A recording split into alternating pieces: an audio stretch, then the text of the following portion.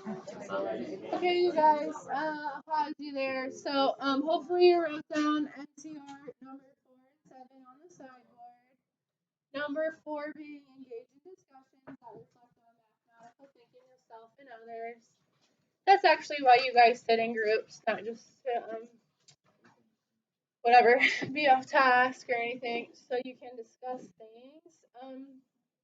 And then number 7, apply mathematics to real world context. Which one do you guys think is more important, 4 or 7? Having mathematical discussions or applying them to real world context? 7's pretty important. And 7 will only be enhanced by having discussions about the real world, right? Okay, so imagine your group is starting a bank, discuss how you will earn a profit. You can just write one sentence here for bell work. Just write one sentence. What you guys discuss, how will you start, how will you have a profit page?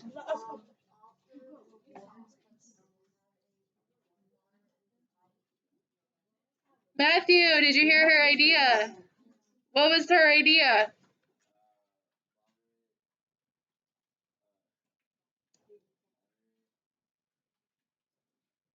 She first said offer rewards. Why is that important? There's a lot of banks, right? Like each one of your groups could represent a bank, and I'm the customer. You guys have to somehow differentiate yourselves. The banks really all do the same thing. They store your money or they lend you money. So you have to figure out how to differentiate yourself. So that's why there's so much advertising in banks. When you check junk mail, most of it is credit cards. It's banks trying to advertise, or it's, other coupons, but banks advertise a lot because they're very competitive. So rewards, and then she said a moderately high interest rate, right?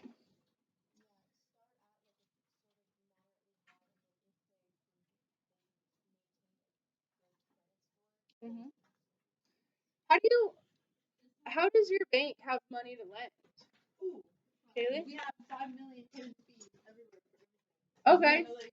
Hidden fees, the fine print, right? Look at your junk mail, lots of fine print. Seriously, where do banks get their money from?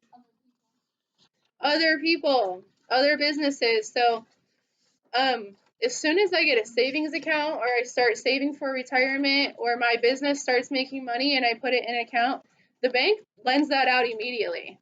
So when you give your money to the bank gives it to somebody else and then they start earning interest on it. So the money's not just sitting there. Someone else has your money and is using it. So you have to convince people to put money in your bank so that you can go out and lend that money out.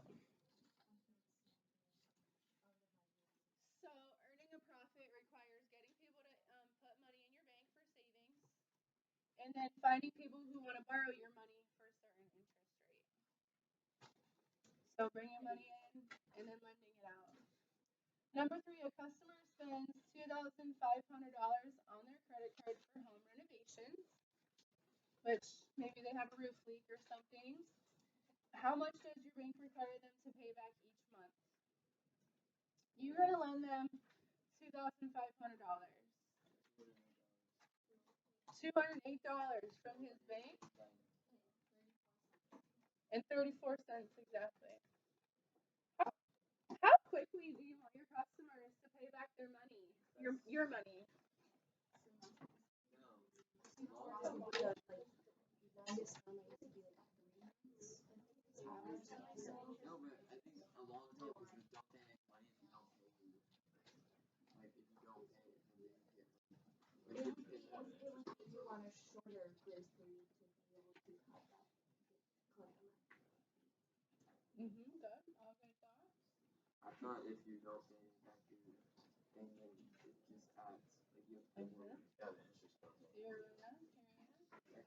Holly Max, what are your thoughts?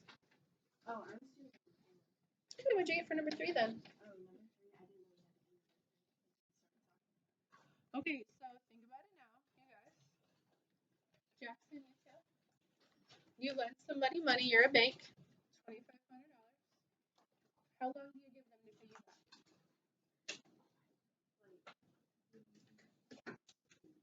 They're just the deciding. There's no rules. There's no government rules on this. The people lending the money get to decide. Okay. People getting credit cards, they don't even know. It's fine print. They don't know. I'd love for you to go home and talk to your parents about this. You know, how long does your bank give you to pay your credit card? Pay your credit card balance off. Okay. You have within 25 days before they charge you interest. But they don't mind charging you interest. Okay. So the truth is, banks typically require customers to pay back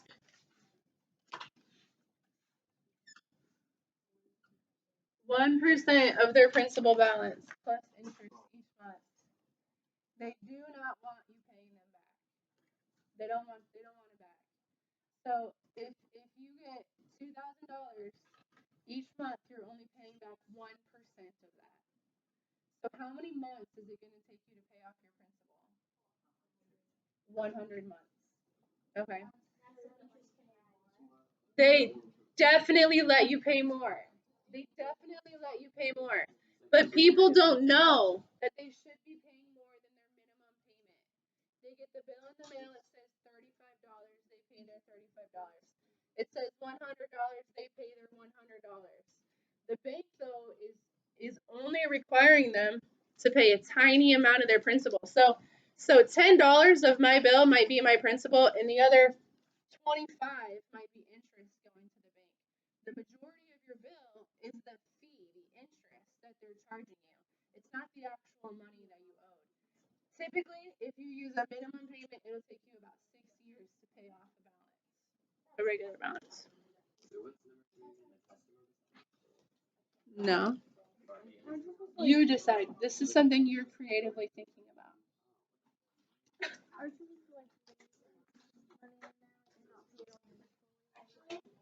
On a credit card? No, pay it off fully. That's a good idea. Yeah.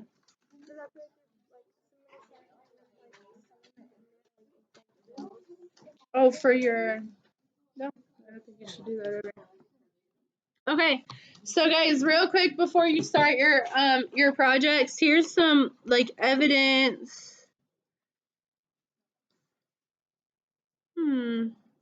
Oh yeah, so I did look it up. I found for students graduating, they have between $1,000 and $4,000 credit card debt generally.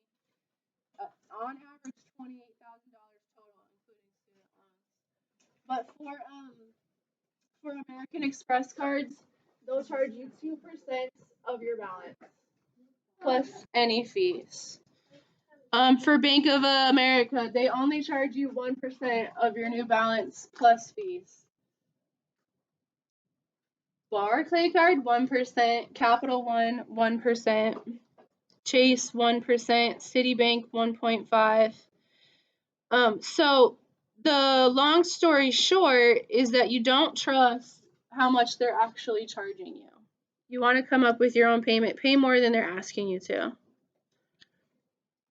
Here. Imagine, for example, you owe $3,000 on a card with 13.99%. That's pretty much what college students will get. And a 2% minimum payment policy. If you pay $270 a month, which is more than they're going to ask you to pay, you could knock out your balance within a year and pay $230 in interest total. So you got that money, you borrowed it, you borrowed $3,000, and you only had to pay $230 for it. But if you pay the minimum amount they ask you for as long as you carry a balance, your debt would double. So you would actually, instead of borrowing $3,000, you would end up borrowing over $6,000.